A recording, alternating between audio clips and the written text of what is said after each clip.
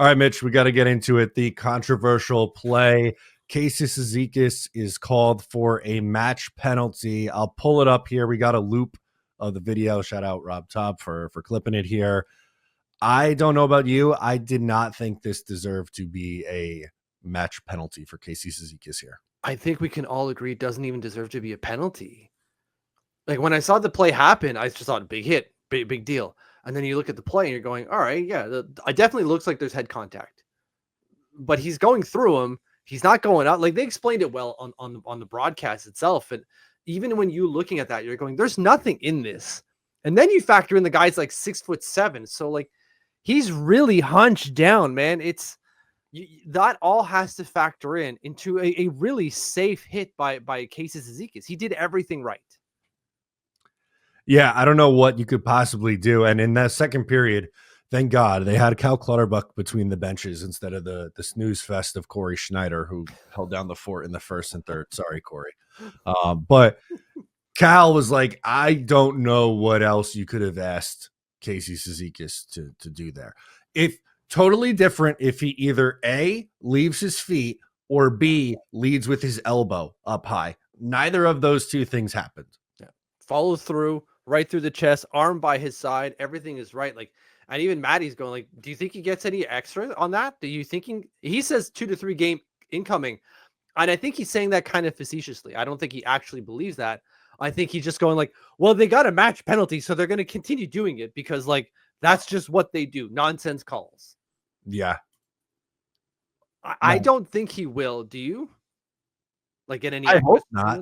But I didn't think Siplikov would get games, and he did. So, what the hell do I know?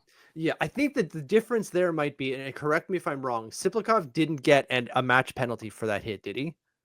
He didn't even get a penalty, right? No, he didn't. No, it wasn't penalized. So it was the opposite of that. Right. So maybe that has to factor in for Casey Cizikas going like, well, he's already missed half a game here. We can't penalize him for more than that. So we'll see. But absolutely, to me, boneheaded call by the refs. To jump to a major. I guess they wanted to review it, and that's nice. But like, I don't know, man. Like, but how do you look at that and go, yeah, that's a major. We got that one right. I don't know. There must be some sort of mandate that we're obviously not aware of. All of us, yeah, privy to.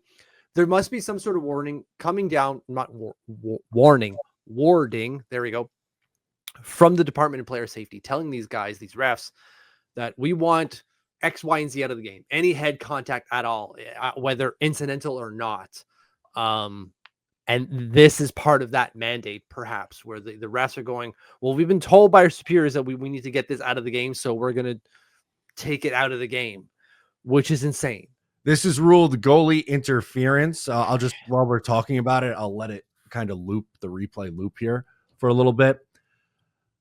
I don't know why the Islanders don't challenge. I think Dumba doesn't really put any effort into getting out of the way there. I think the only reason the Islanders didn't challenge, and I was upset by that too initially, but then when they were talking about it, like the call on the ice was no goal instantaneously. The ref waves it off instantaneously, which sucked. And so what Patty's then got to do is effectively convince the refs that they were wrong. So, and he saw it. The ref was pretty well positioned to see everything happening. He was wrong, clearly. But the replay has to be definitive enough for Patty or for the rest to feel that I can overturn or should overturn it. And I don't know if it was based off of how the ref, like, because again, the replays aren't going to show anything different to the referees after they made their decision. There's nothing in the replays that like, oh crap, really? Oh, whoops, I didn't see that. Because Pierre Engvall very clearly nowhere near the goaltender at all, right? Like Walter is saying here, like nowhere near the goalie. He's at the top of the crease as he's allowed to do, but Dumba's behind him. Is he being a little cheeky by like, oh, I'm keeping him there? Maybe. But then Dumba's got to get out of the friggin' way. And he doesn't. Yeah. No, or doesn't get an effort to try to go in front of him too. Like, exactly.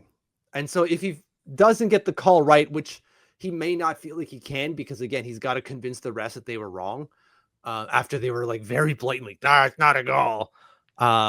he probably didn't want to risk going on the penalty kill on that one. Yeah. Yeah, So it's fair. I think that's why it sucks. That should have been called a legal goal. It absolutely should have, and let Dallas challenge it if they think it's goalie interference. I wish that's how it went on the ice, but unfortunately they did the inverse of that. So Yeah, just another goal taken off here. But the Islanders didn't. The thing that I'm taking from this period is, as I said earlier, going into the third, I was like, game's done, right? We're done here. But the Islanders didn't feel that way and did not play that way. They kept fighting the entire way through that third period and were like leaps and bounds the better team. If you like that, make sure to subscribe to Up the Turnpike on Patreon for more exclusive New York Islanders content.